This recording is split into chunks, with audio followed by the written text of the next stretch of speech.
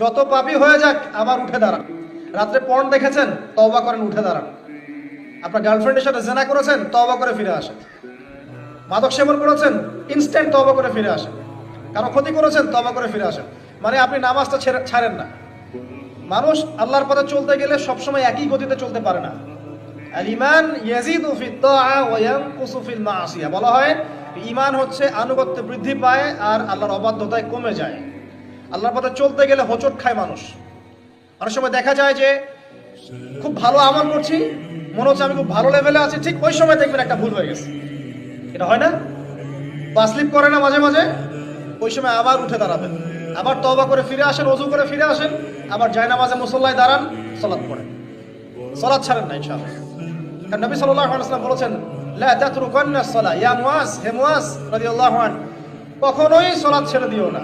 লা তাতরুকান্না সালাতাল মাকতুবাতা মুতাআম্মিদান, কোশ্চিন কালেও তোমার উপর ফরজ সালাতকে ছেড়ে দিও না। কারণ মান তারাকা সালাতা মুতাআম্মিদান ফাকাদ কাফার, যে ব্যক্তি ইচ্ছাকৃতভাবে ফরজ সালাতকে ছেড়ে দেয়, ফাকাদ কাফারা। আলেম ওলামা আছেন, জিজ্ঞাসা করবেন ফাকাদ কাফারা এর অর্থ কি? যে ব্যক্তি ইচ্ছাকৃতভাবে ফরজ নামাজকে ছেড়ে দেয়, সে ব্যক্তি যেন কুফরি করলো। বরেণ্য আলেমরা বলেছেন ইসলামের লিস্ট থেকে নাম কাটা পড়ে গেল, যতক্ষণ না সে তওবা করে ফিরে আসছে।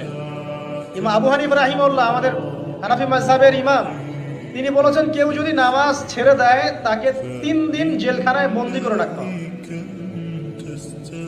জি, এবং তাকে তওবা করতে বলতে হবে। যদি সে তওবা করে তার শাস্তি মাফ, নামাজ আবার সে শুরু করবে। তওবা না করে তাকে ওইখানেই শাস্তি দণ্ড দিতে হবে। এমনটা বলেছেন কে? আমাদের ইমাম। সবচেয়ে নরম ফতোয়া এটা। আর আরো যারা ইমাম ছিলেন, ইমাম আহমদ বিন হাম্বল রাহিমাহুল্লাহ, ইমাম শাফিঈ, ইমাম মালিক, তারা বলেছেন নামাজ যদি ছেড়ে দেয় এবং নামাজটাকে অস্বীকার করে, নামাজ ইসলামের অংশ বলে মনে করে না, ওকে হত্যা করতে হবে।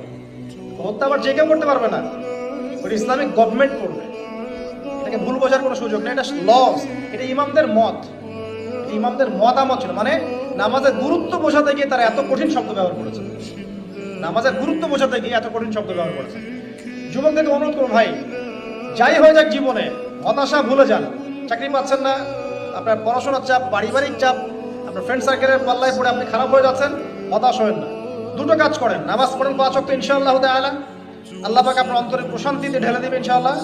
আর দৈনিক 1 পারা করে কোরআন তেলাওয়াত করেন, পারবেন ইনশাআল্লাহ। আল্লাহ পাক আমাকে আপনাদের সবাইকে তৌফিক দান করুন, আমিন।